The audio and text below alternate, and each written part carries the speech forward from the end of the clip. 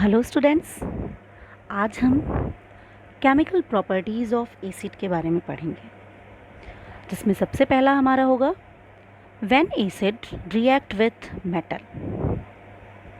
यहाँ पे हम एसिड को डाइल्यूट फॉर्म में लेंगे।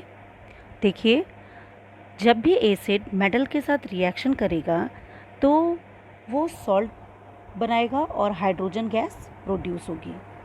कैसे होता है ये reaction? When metal react with acid, in this reaction, metal displays hydrogen atom from acid as a hydrogen gas and form a compound called salt. जैसा कि यहाँ एग्जाम्पल के लिए मैंने मैग्नीशियम रिबन को लिया है। Magnesium react with hydrochloric acid to form a magnesium chloride, salt and hydrogen gas. Hydrogen, which is a colorless and odorless gas. क्या होता है यहाँ पे? What will happen in this hydrogen? Hydrogen cannot exist in this form of hydrogen, right? So it will take a one more hydrogen and it is going to give you H2. ये जो hydrogen gas है burn with a pop sound produce करेगी। कैसे? Hydrogen gas burning when I am taking any burning candle और a matchstick near it and it will burn and show a combustion. जब भी combust करता है it will produce a small explosion that give you that sound. मतलब जब भी ये process हम कराएंगे लैब में, हम एक मैस्टिक, चलती हुई मैस्टिक जहाँ से गैस निकलती है वहाँ पे ले जाएंगे तो हम देखेंगे कि वहाँ पे वो पॉप साउंड प्रोड्यूस होगी। इसका मतलब प्रेजेंस ऑफ हाइड्रोजन। अब देखिए यहाँ पे कुछ एग्जाम्पल्स हैं। When zinc react with hydrochloric acid, iron react with hydrochloric acid and copper react with hydrochloric acid. यहाँ पे मैंने आपको हाइड्रोक्लोरिक एसिड लिया है, लेकिन आप यहाँ पे कोई दूसरा एसिड भी ले सकते हैं। देखिए क्या होता है। When zinc react with acid, it gives a salt and hydrogen gas. जैसे कि यहाँ पे दिया है Zn plus dilute HCl to form a ZnCl2 and hydrogen gas. Iron के केस में भी सेम ऐसे ही होगा, बट कॉपर के केस में no reaction. Why? We know that more reactive element displace a less reactive element from its solution is called as a displacement reaction.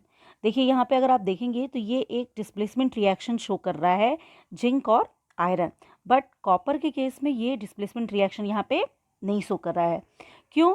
क्योंकि copper जो है रिएक्टिविटी सीरीज में आप देखेंगे तो हाइड्रोजन से नीचे होती है और जिंक और आयरन जो होते हैं वो मोर रिएक्टिव एलिमेंट होते हैं at compare to the copper.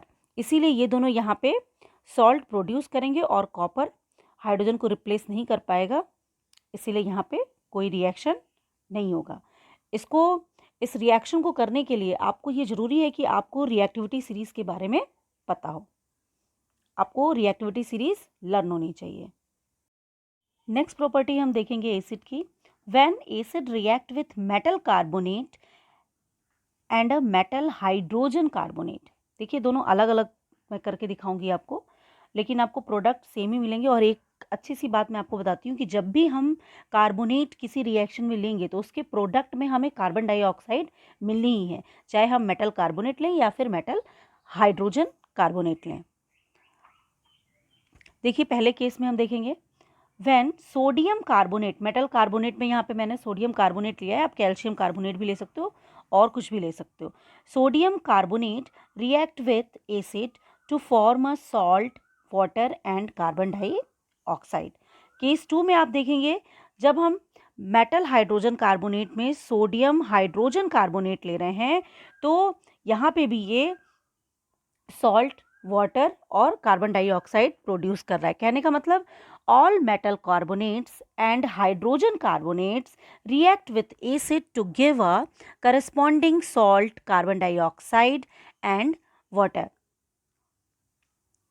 Reaction देखिए यहाँ पे लिखा हुआ है एज इट इज़, आप इसको करिएगा। देखिए उसके बाद हम देखते हैं यहाँ पे एक एक्टिविटी है 2.5 अकॉर्डिंग एनसीईआरटी। एक्टिविटी यहाँ पे हम देखेंगे फिगर में। देखिए फिगर में इन्होंने सोडियम कार्बोनेट को लिया है और उसके अकॉर्डिंग किया है। मैं आपको एक्टिविटी रिएक्शन के माध्यम से दिखाती हूँ। एक्टिविटी में सोडियम कार्बोनेट को टेस्ट ट्यूब में लिया और एसिड के साथ रिएक्ट कराया, तो आप देखेंगे कि यहाँ पर सॉल्ट बनेगा, वाटर बनेगा और कार्बन डाइऑक्साइड बबल्स के फॉर्म में कार्बन डाइऑक्साइड गैस जो है वो बाहर निकलेगी। आपने कभी देखा है सोडा वाटर जब भी आप ओपन करते हो तो आप देखो बहुत तेजी से बबल्स के साथ कोई गैस बाहर आती है। पता है आपको कौन सी गैस होती है? वो कार्बन डाइऑक्साइड गैस होती है। ठीक है, अब हम क्या करेंगे, इस कार्बन डाइऑक्साइड गैस को हम लाइम वाटर का फॉर्मूला क्या होता है? CaOH का होल ट्वाइस, इसमें पास कराएंगे तो हमें क्या मिलेगा? CaCO3 और वाटर। कहने का मतलब lime water turns milky due to the formation of insoluble calcium carbonate. क्या हो गया यहाँ पे? यहाँ पे जो लाइम वाटर है आपका, कार्बन डाइऑक्साइड गैस जब इसमें पास की गई तो ये मिल्की कलर में हो गया। क्यों? क्योंकि यहाँ पे कैल्शियम कार्बोनेट इनसॉल्युबल फॉर्म में हमें मिला है। एक और रिएक्शन यहाँ पे हो सकता है, अगर यहाँ पे कार्बन डाइऑक्साइड जब एक्स्ट्रा हो जाए, मतलब एक्सेस हो जाए, तो क्या होगा? तो रिएक्शन यहाँ पे थोड़ा सा प्रोसीड करेगा आगे। On passing excess carbon dioxide the following reaction takes place. देखिए क्या रिएक्शन होगा यहाँ पे? CaCO3 जो कि एक कैल्शियम कार्बोनेट है, जब यहाँ पे एक्सेस कार्बन डाइऑक्साइड हो जाएगी तो आपको मिलेगा कैल्शियम बाई कार्बोनेट, जिसका फॉर्मूला होता है CaHCO3 का होल ट्वाइस। देखिए limestone, chalk and marble are different form of calcium carbonate. Calcium carbonate ही आप लिखोगे। अगर आपसे क्वेश्चन में अगर लाइम स्टोन बोलता है, चौक बोलता है, मार्बल बोलता है, ये तीनों नाम अगर आते हैं तो आप वहाँ पे कैल्शियम कार्बोनेट का ही यूज करेंगे। नेक्स्ट रिएक्शन हम देखेंगे, when acid react with base. जब एसिड बेस के साथ रिएक्शन करेगा तो क्या मिलेगा? आपको पता है कि जब एसिड बेस के साथ रिएक्शन करता है तो acid neutralise the property of base and base neutralise the property of acid. मतलब एसिड जो है वो बेस की प्रॉपर्टी को ख़त्म कर देगा और जो बेस है वो एसिड की प्रॉपर्टी को ख़त्म कर देगा, और जो हमें सब्सटेंस मिलेगा वो न्यूट्रल इन नेचर होगा। मतलब सॉल्ट जो होता है वो न्यूट्रल इन नेचर है, मतलब उसके पास ना एसिड की कोई प्रॉपर्टी होती है ना बेस की प्रॉपर्टी होती है। इस रिएक्शन को हम न्यूट्रलाइजेशन रिएक्शन भी कहते हैं। एग्जाम्पल मैंने यहाँ पे दिया हुआ है, आप देखिए एसिड के फॉर्म में यहाँ पे मैंने HCl लिया और बेस के फॉर्म में मैंने यहाँ पे NaOH लिया है। जब दोनों का रिएक्शन आपस में कराया तो हमें NaCl मिला, कॉमन सॉल्ट मिला, प्लस वाटर। ये जो एग्जाम्पल है ये न्यूट्रलाइजेशन रिएक्शन का एग्जाम्पल है और इस रिएक्शन को हम न्यूट्रलाइजेशन रिएक्शन भी कहते हैं। Next we will see here the when acid react with metal oxide. You know very well the nature of metal oxide is basic, so it also gave a neutralization reaction. First we will see here the example of copper oxide. Copper oxide का reaction हम देखेंगे यहाँ पे। Copper oxide is a metal oxide when it react with dilute hydrochloric acid to form a copper chloride and water. Take a small amount of copper oxide in a beaker. It is black in color Add a dilute hydrochloric acid slowly while stirring with a glass rod. We will find that copper oxide has dissolved in dilute hydrochloric acid to form a blue-green solution. The blue-green color of solution is due to the formation of copper chloride salt. देखिए यहाँ पे इसका पहले colour क्या था, black colour था, और reaction करने के साथ जब वो रिएक्शन कर लेगा एसिड के साथ तो उसके कलर में थोड़ा सा चेंजेस आ जाएगा. क्यों? क्योंकि वो एक सॉल्ट बना लेगा, कलर चेंज हो जाएगा. कौन सा कलर हो जाएगा? Blue green colour. The blue green colour of the solution is due to the formation of copper chloride salt. The reaction between a acid and a metal oxide to form a salt and a water is similar to the neutralization reaction between acid and base to form a salt and water. Thus, the reaction between acid and metal oxide is a kind of neutralization reaction. It shows the basic nature of metal oxide. Like this metal oxide, the metal hydroxide are also basic in nature.